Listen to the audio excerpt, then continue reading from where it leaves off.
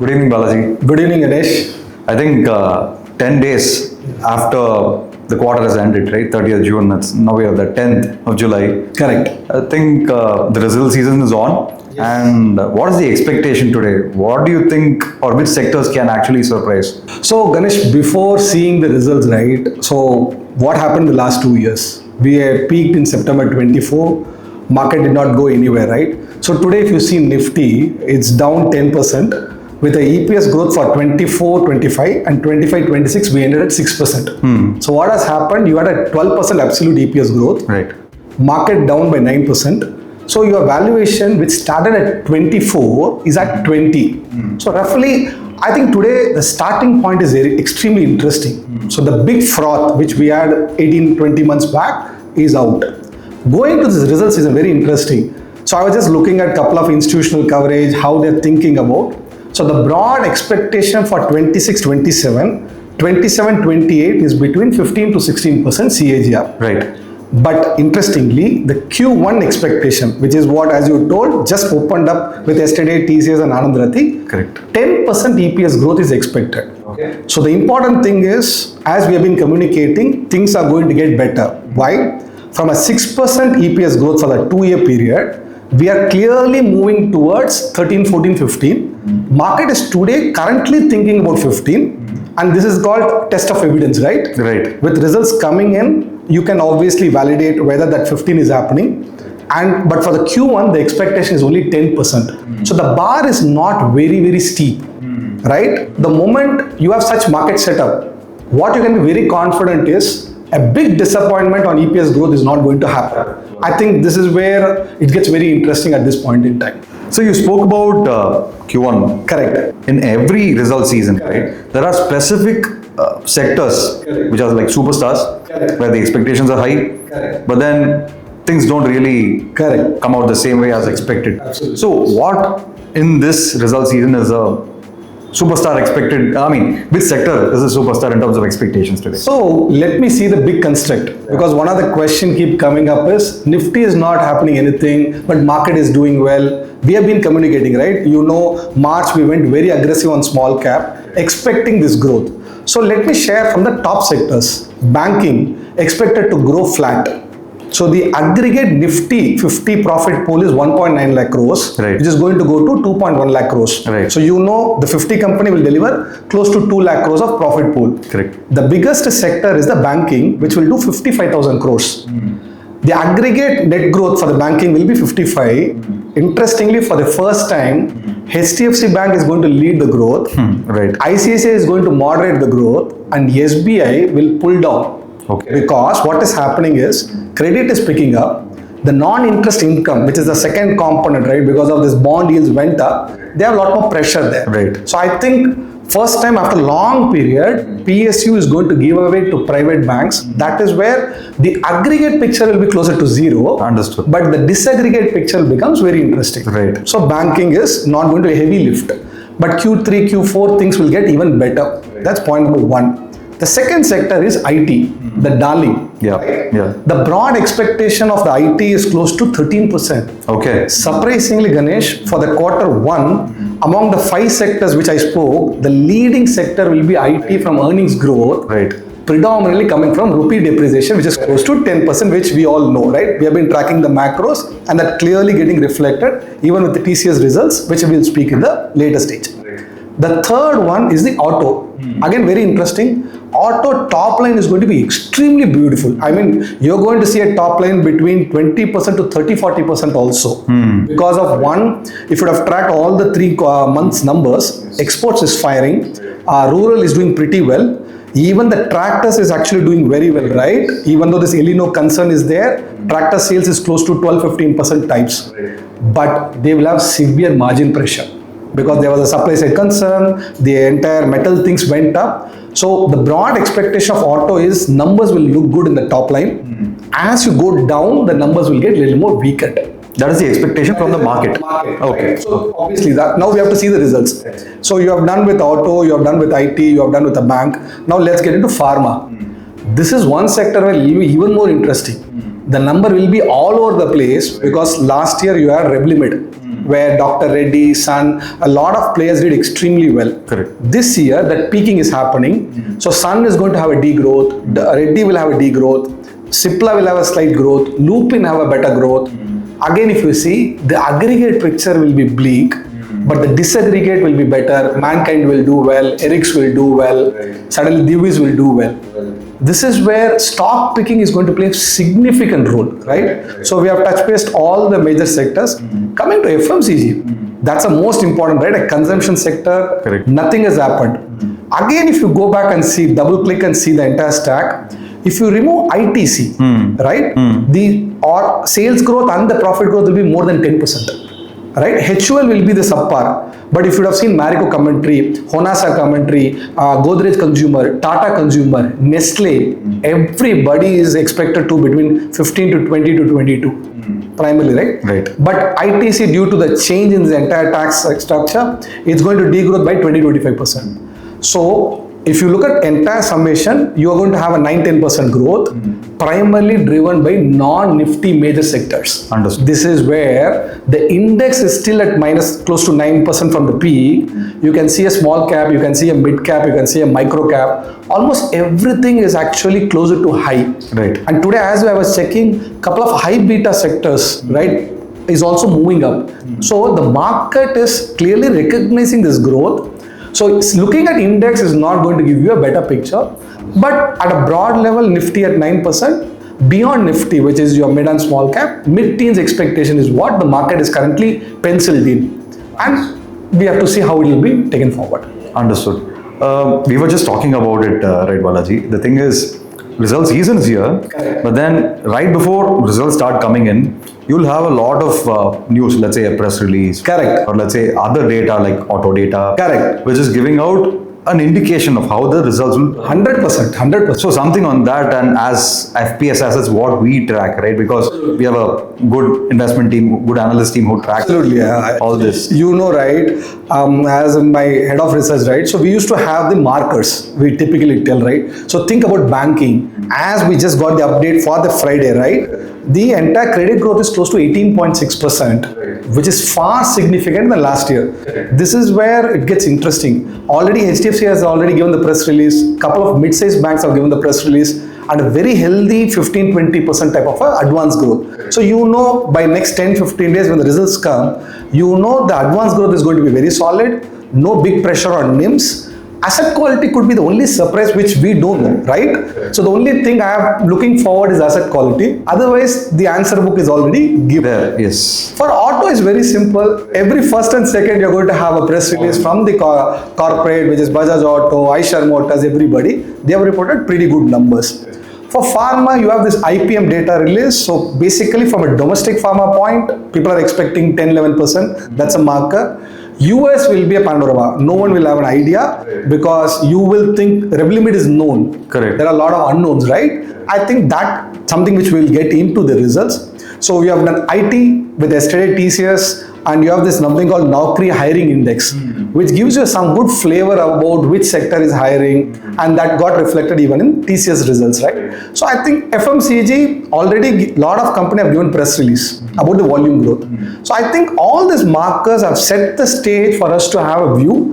That's why I keep telling market is now little more confident about this time we will cross the double digit, because in the last 2 years we did 6%. US did close to 20-25%. So the problem is they are like a 4x factor of us, and we saw clear outperformance. Now, as we speak, the AI trade is slightly shivering. We are able to see in many stocks, even SpaceX got corrected by a lot of things, right? So clearly, still US will fire out 20, but we will move from 6 to 10 to 15. So we'll get closer to the market. Yes. And at some point in time, if you remove XAI trade in US, the earnings growth of US is close to 6-7%. Correct. So the moment some stoppage there, they will go to that sub 10 and we at 14-15. I think next 2 years going to be far interesting times than last 2 years. Got it.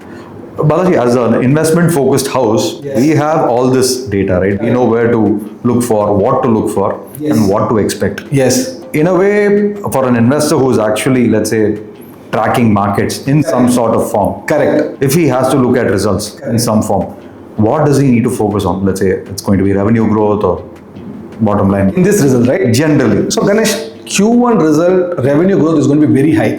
Very high. So on an expectation is 19-20%. Okay. Because the credit growth is reflecting. So it's not coming from a thin air. Correct. So let's not get misled by that. We're going to have a lot of margin pressure. So this too is very, very clear. Right.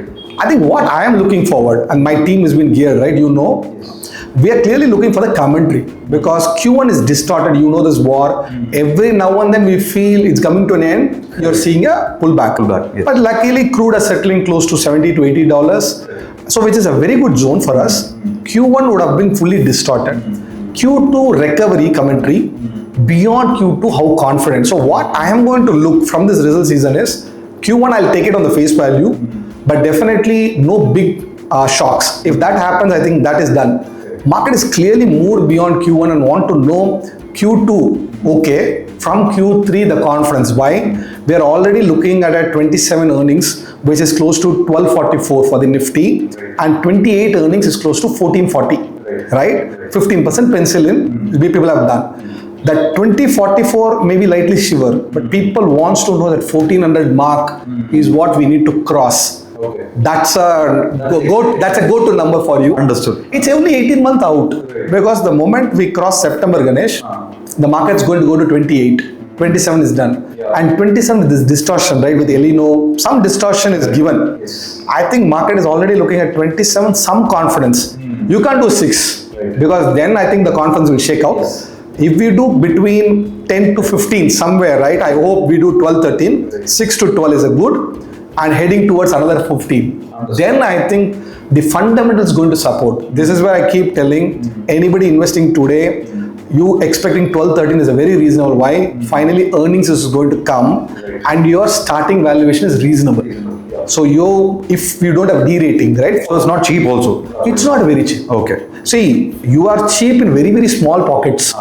So if you have to ask where the deep value lies in a specific, right? Insurance could be one area where absolute deep value, 5 years, the valuation is corrected by 50-60%. I was just looking at the APE growth, which got updated day before yesterday. Close to 13-14% growth is happening, but still the stock got derated due to a lot of other things which the industry has to correct back.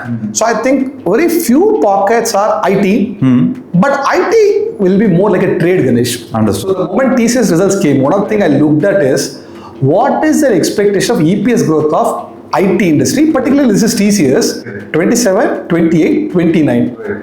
You'll be very surprised to see almost all the institution covering is giving a return of 6 to 7% EPS growth.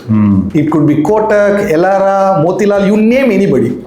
But the number is only same. It tells you 3 years you're going to do a cumulative 20% EPS growth, right? So the PAT, which is 55,000 crores, is going to go to 60,000 crores in some time. Understood. I mean 52 to 60. Understood. So you can only do a trade, right? It's very cheap. Why? It's trading at 13 times multiple. It's a high free cash flow business model, correct? But the aggregate earnings growth is 20% on a 3 year. Right. So I would always say some sectors are designed for good trade because they're very cheap. They can bounce all. But they are not a buy and hold forget. I think that we are done till there is a further catalyst. Right. Insurance is growing at 13-14 and trading at a lower quartile. So I think pockets are cheap. Private bank is not very cheap, but very good level. I would say the most attractive part of the entire where you can put a lot of capital is a private banks or a major banks, right? If in major bank only SBI will come, correct, they will do pretty decent job. But I think the big private banks time has come, and next 2 years if they don't deliver, earnings growth is not going to come. So the earnings is going to come out of banks. Auto will pick up now, will slightly deflate because the base effect. Right. Pharma will go down and come back. Revlimid first down, then up. FMCG down due to El Nino and come back. ITC issue will go up, right? And your L&T which got it will also, right? So then everybody will match it and ensure we are close all numbers 14 and not at 6%. 6%. Yes. Got it. Balaji, you brought up a very profound point in your previous answer. You mentioned market expected one thing, though the results were like, let's say, good in a very traditional sense. Let's say the growth was good. Market still didn't like it much and then gave a correction in the stock, right? So how does someone assess this? Because I hear a lot of people say, see, I saw the stock, it grew by Operating, yeah, 100%. but then market still didn't reward it, or rather it actually punished it during a day. So where does one find this balance between expectation and actual delivery? Very good question. You should have seen the Samsung result, right? Other day, they produced record profit and stock sold off. And everybody questioned why. The whole idea is how sustained it is. Is there a change in story? Is there a change in business model? Right. So the moment you are in doubt, the first thing, having made all the money, in that case, not here, sell. Right. So when you typically see a 60p stock, 80p stock, produce a good number selling off, I think the operating number is only one. Right. As you know, the terminal value produces 80-90% of the entire value, right? The moment any confusion there or any clarity needed, right? First thing is, as a good capital allocator, you reduce your position. So I think operating numbers is just to validate. With a low multiple, it's a good thing. But with a high multiple, you can't play around. You need consistency in strategy. Why? I actually have a roadmap for this company. And the roadmap, if get better, I'm fine. But at 80 multiple, something is not getting better. I have a scope of error is very less. The first thing is a natural reaction for any capital allocator. I'll slightly pull back, think deep, and then take call, because at 80, you're at 15p stock, no, there is no problem. There is almost already pessimistic, you can take time. At 80, no, you are driving your car at 140. When in doubt, first apply the brake, ensure you come in control, correct? That's what we do. I think that such a behavior is what displays at a 80 multiple stocks. Right. And today there are plenty of 80 multiple stocks still, right? Got it.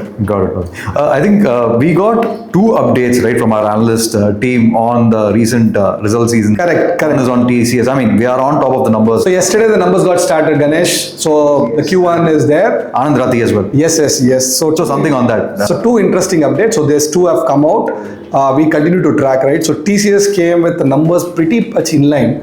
I think the stock slightly popped up only. They did not disappoint. But nothing great. So the top line grew 13%, but if you look at constant currency, it's 3%. So you know they grew out of currency. The PAT, which is normal INR denominator, is 8% before exceptional item. Post exceptional item, 4%. Right. So broadly, 13 and 8. That's why I told this time the earnings are going to be driven by TCS. If you look at IT, the leader this time is going to be Tech Mahindra HCL, followed by Infosys, and then TCS and Wipro. So TCS, anyway, the expectation was low and they have already delivered 8. You remove the exceptional ones. So I think the market is looking at 13. Market got some confidence now that 13 should happen, because the poster boy, which was expected close to 4.5, did that 4.5. It means the first tick has happened. And if you look at numbers, right, for them US did well, UK did not do well, continental Europe did well. For them, banking did well, which is a big sector. Technology service did well. Retail did not do well.